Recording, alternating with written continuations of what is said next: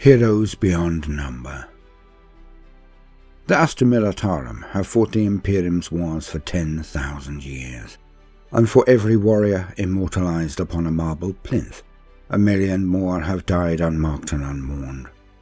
Yet still, the soldiers of humanity muster for war across the galaxy, ready to stand against the most terrible foes it has to offer, for the Emperor and for Holy Terror. Millennium 31 to 32, the Age of Rebirth. The Imperium is rebuilt from the ashes of the Horus heresy. Doctrines such as the Codex Astartes and Tactica Imperialis are drawn up and implemented to ensure that large-scale military rebellion will never again be possible. The Scouring. A campaign of vengeance is launched in which those traitors who survive the fall of Horus are driven into the Eye of Terror. The nearby planet of Cadia is bolstered until its defences are second only to Holy Terror itself, forming the anchor point of the Cadian Gate. For a short time, the Imperium knows peace from the corrupted followers of the Dark Gods. Restructuring the Imperial Army. The massive and singular Imperial Army is divided into many autonomous but interrelated parts. Among them is the Astra Militarum, leadership of which is distributed amongst the various Militarum regimentos. The First Black Crusade. Abaddon the Despoiler leads the Black Legion out of the Eye of Terror to lay waste to the Imperium. His assault falls upon Cadia. His forces are driven back into the warp by Cadian shock troops, the Adeptus Astartes and the Legio Titanicus. Millennium 32 to 35. The Reforging. The Adeptus Terra begins an ambitious project to bring the most important systems in the Imperium under direct control. At the forefront of this conquest are the Adeptus Astartes and the massive armies of the Astra Militarum. As the advance continues, astropathic choirs are established on Armageddon, Barkar, Macragge, and thousands of others. Long-lost standard template constructs are unearthed amid the ruins of the Carna system, slowing the decline of Imperial technology. The borders of the Imperium expand to a point almost on par with the success of the Great Crusade.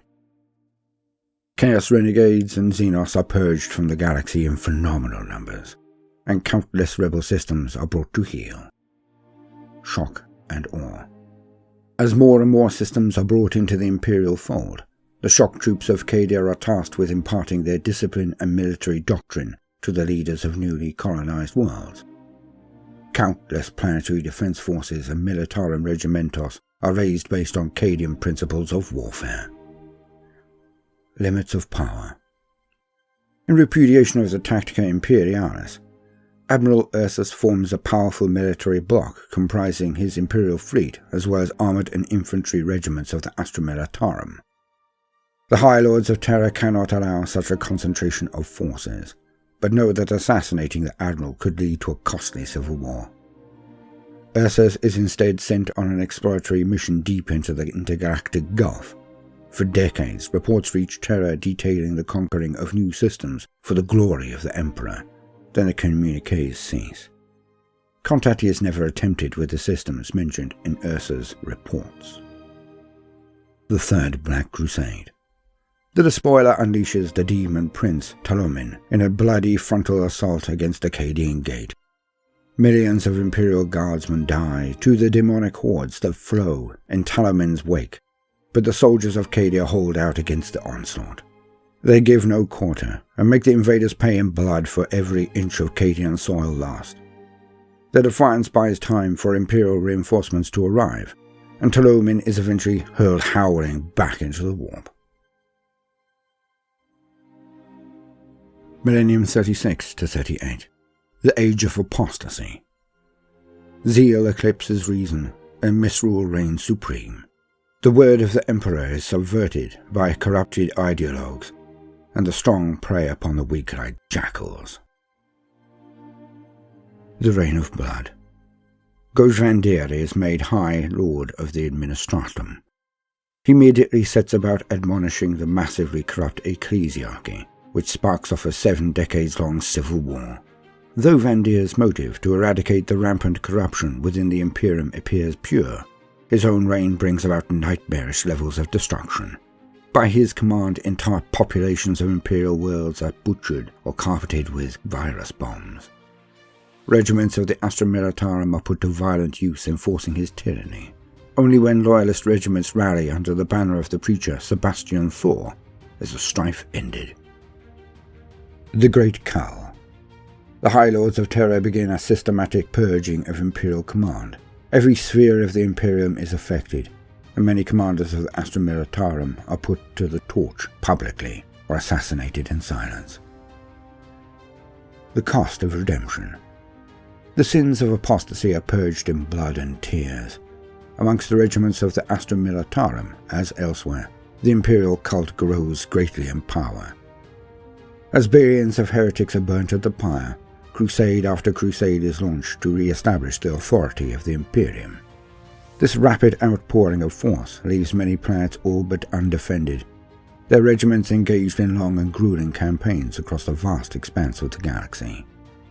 The Talon Desert Raiders earn a fearsome reputation for their ability to rapidly redeploy, conducting simultaneous offensive and defensive maneuvers that span entire subsectors.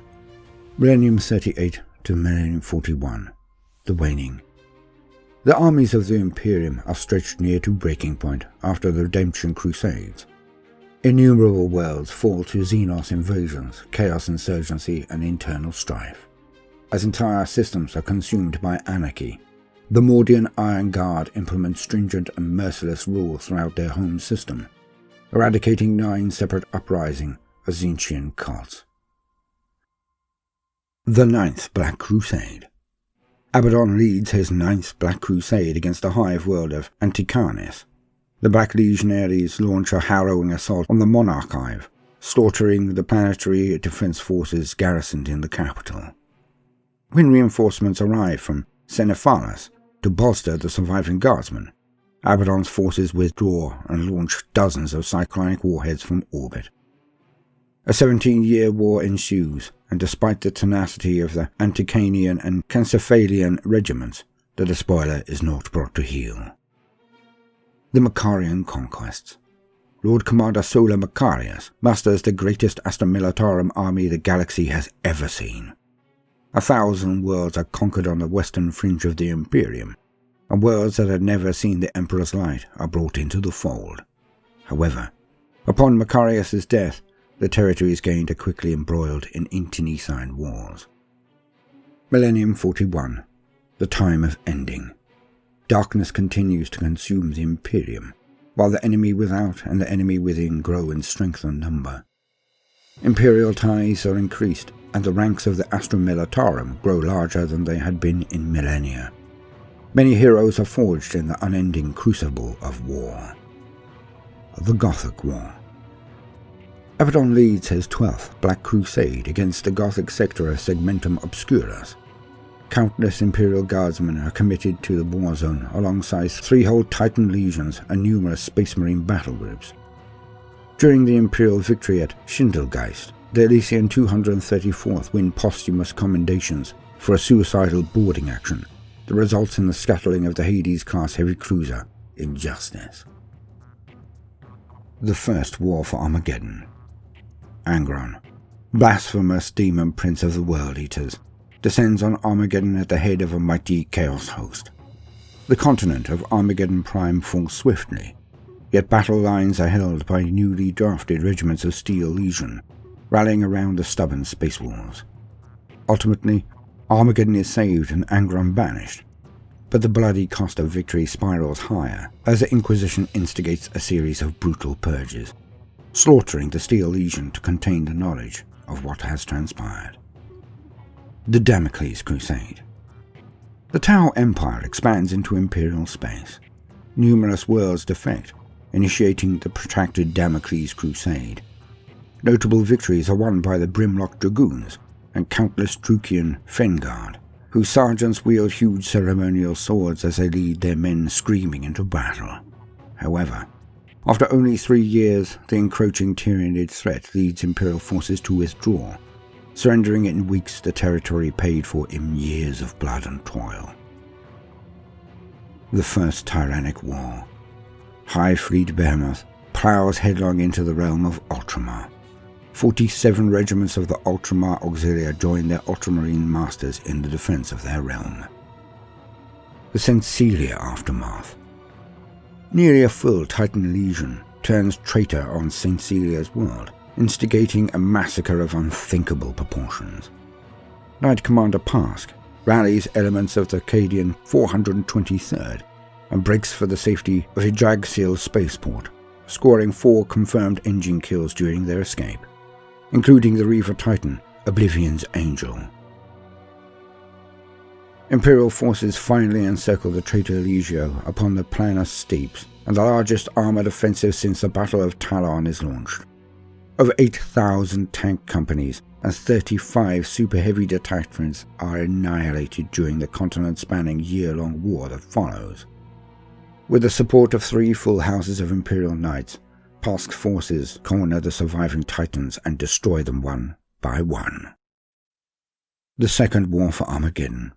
The self-proclaimed Orc prophet, Ghazghul Mag Uruk Thraka, invades the industrial hive world of Armageddon at the head of an almighty war. Billions die as the tide of greenskin sweeps across the planet, but at Hive Hades the invaders are halted by the defense forces of Commissar Yarrick. Though the Hive eventually falls, the Commissar's stoic defiance succeeds in delaying the Orcs long enough for Imperial reinforcements to arrive, forcing Ghazghul to free the world. Creed's triumph.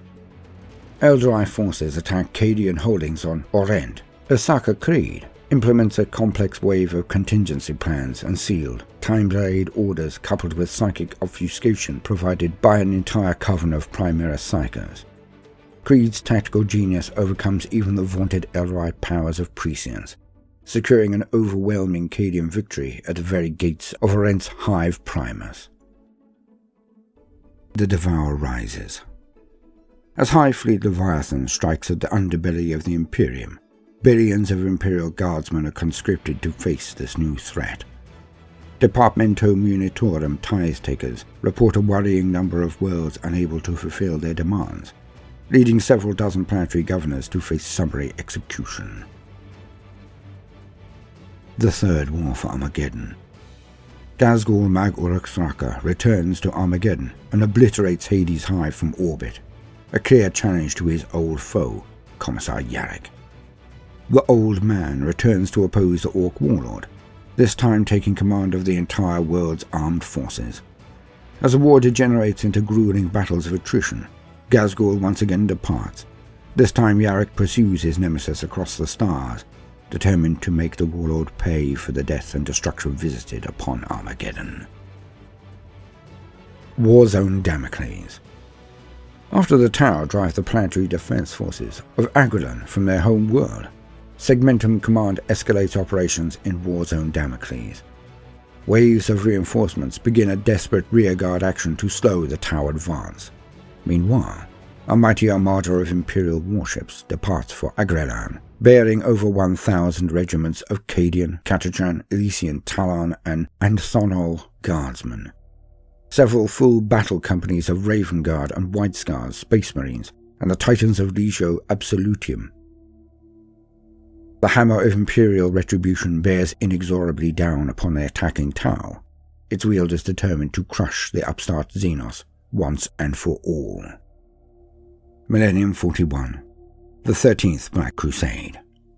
Abaddon the Despoiler launches his 13th Black Crusade, the most powerful and destructive of his campaigns to sunder the Imperium. Once again, Cadia is his primary target, but more than the fate of this one planet is at stake. The storm gathers. As madness and death spread through the Cadian Gate, the outpouring of horror and zealotry echoes in the Immaterium. Warp Storm Baphomiel expands rapidly into the Cadian system, bringing with it visions of burning worlds overtaken by cackling demon hosts. The mysterious Cadian pylons begin to resonate at an amplitude similar to that of a Gellerfield, and are found to be developing alarming hairline cracks. Outlying worlds including Dentor, Sarlax, and Amistel are left blackened husks by mysterious raiders, and across the system planetary defense forces and Cadian garrisons desperately attempt to quell spreading rebellions. The Battle of Tyrok Fields.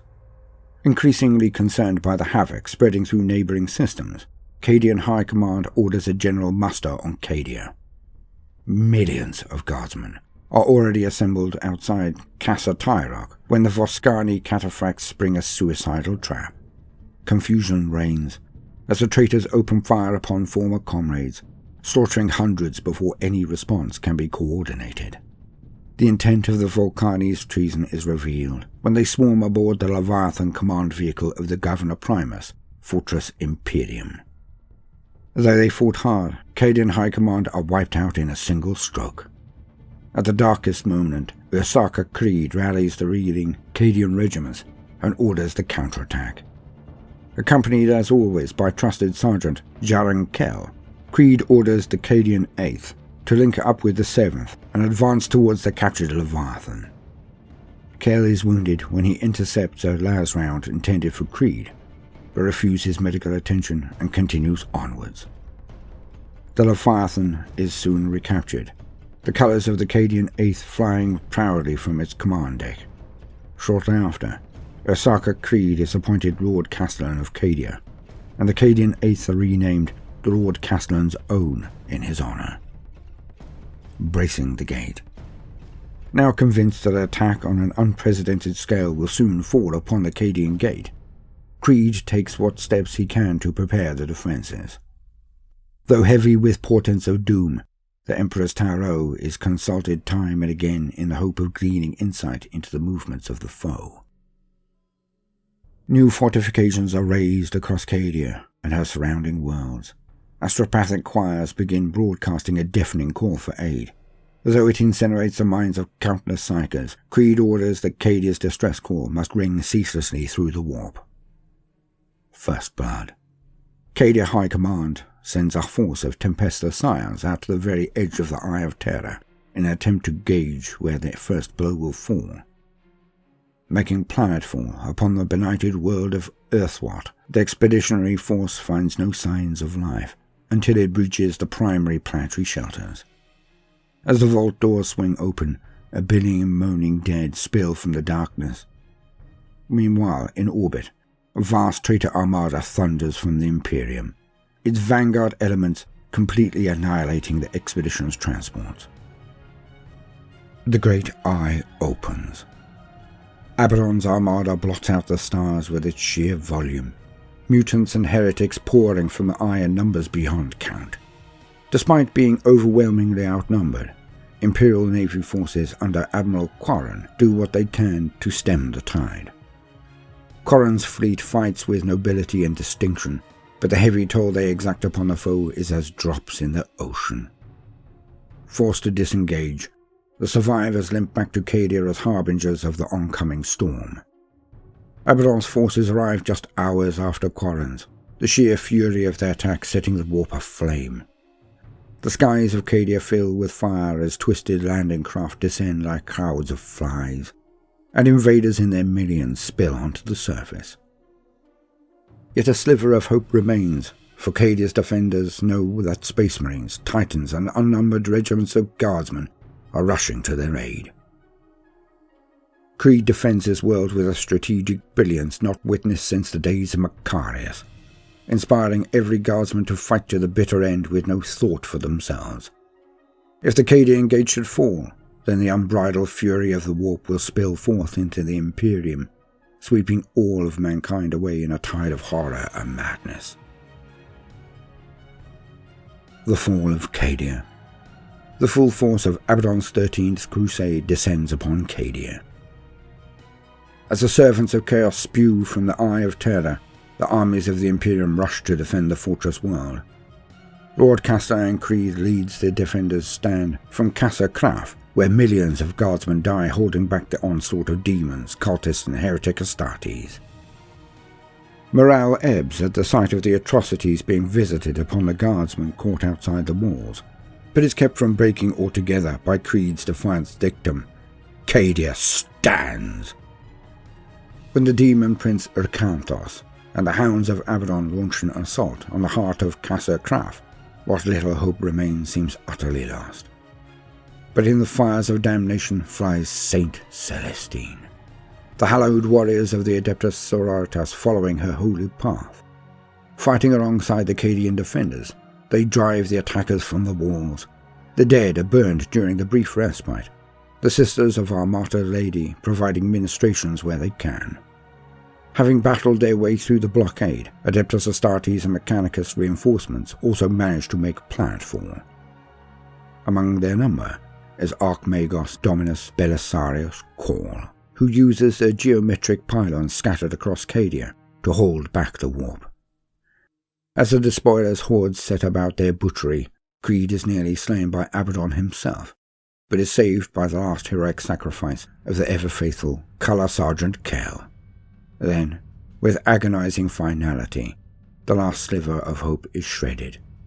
Abaddon sends his orbiting Blackstone fortress plummeting into Cadia, sundering the pylon network that holds back the Immaterium. The number of Imperial soldiers consumed in the cataclysm is unknown, and countless more are slaughtered by the demons that pour from the warp tears opening on the planet's surface. Of nearly 1 billion souls who had stood to defend Cadia, scarcely 3 million are evacuated. Lord Castellan Ursarka Creed is not among them. Millennium 41. The Age of the Dark Imperium. The Imperium Nihilus. The galaxy is torn asunder by a massive wall of warp storms. Tidal waves of unnatural energy rush outwards from the maelstrom, and with a horrific surge, the planets of the Imperium are cut off from the guiding light of the Astronomicon. For the Astra Militarum soldiers fighting in innumerable war zones, any hope of receiving reinforcement is lost, while whole regiments in transit are flung wildly off course or are swallowed outright by the roiling warp. When the Astronomicon finally blinks back into existence, it cannot pierce the Cicatrix Maledictum, the great rift that stretches from the Eye of Terror in the west to the Scourge Stars in the east. Those planets and regiments in the Imperium Nihilus are left to fend for themselves, or be forever consumed by the darkness. The Warping of Armageddon. The bloody quagmire on Armageddon continues, despite both Orc and Imperial armies being cut off from reinforcements. Whipped up by the maelstrom of the Great Rift, hellstorms ravage the planet's surface, and from them emerge Tzeentchian and Khornate hordes. Titanic greater demons duel for supremacy even as they slaughter the Orc and Imperial armies, and fully half the planet is transformed into a nightmarish landscape resembling a demon world.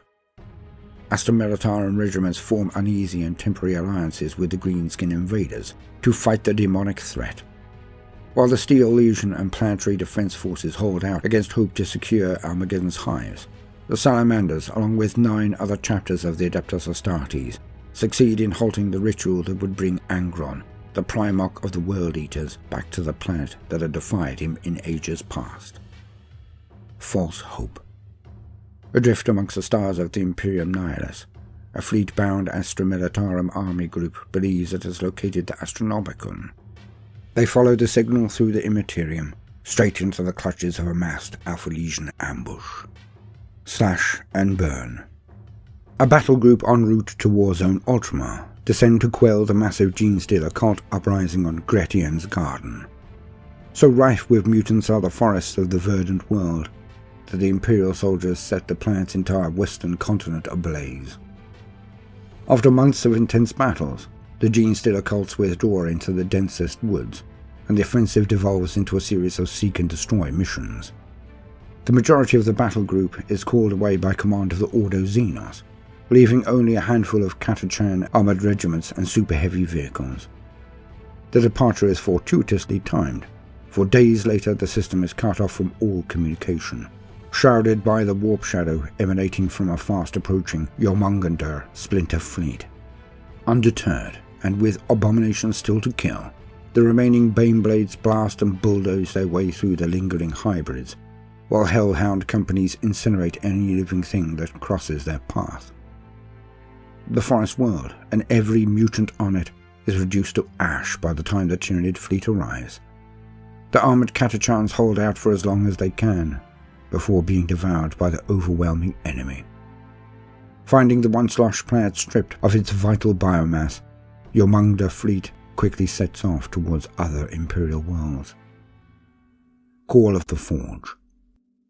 A fragmented message reaches the astropathic choirs on Vostroya, though it appears to have been sent by the Adeptus Mechanicus, calling for aid on Canoptis II. The nature of the threat facing the Tech Priest is unclear.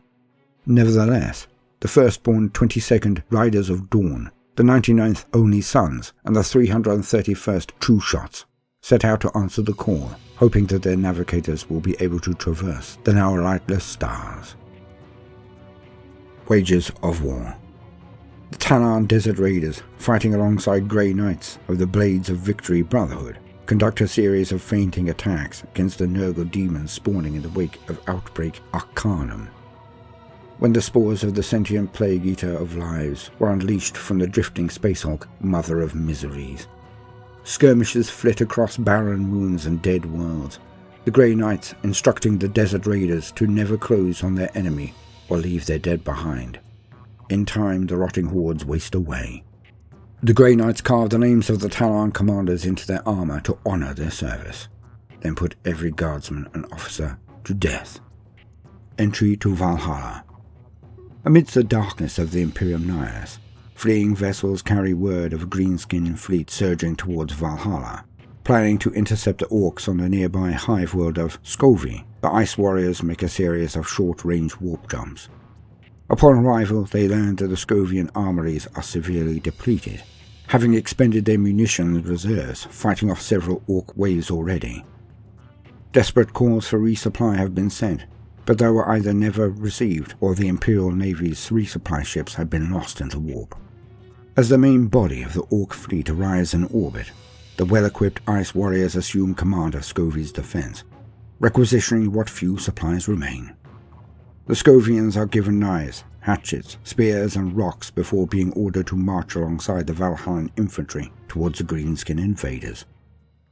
The guardsmen in the vanguard are mercilessly butchered by the first orc charge, but the Ice Warriors hold their ground. From the rear of the Imperial formation, the 888th Frostburners artillery regiment begins to shell the front lines.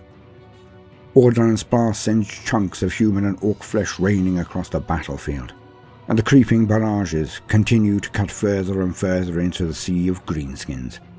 By nightfall on the fourth day, only a handful of orcs remain. Despite devastating losses and a lack of proper weaponry, the Scovians join the Ice Warriors in hunting them down. Cadia stands. Cadian regiments scattered across war zones throughout the Imperium vow to avenge those who perished when their homeworld fell. The skill and discipline instilled in each Cadian on their mother planet is imparted to planetary defense forces and newly founded Militarum regimenters whom they fight alongside, and the Lord Castellan's mantra, Cadia stands, is not forgotten.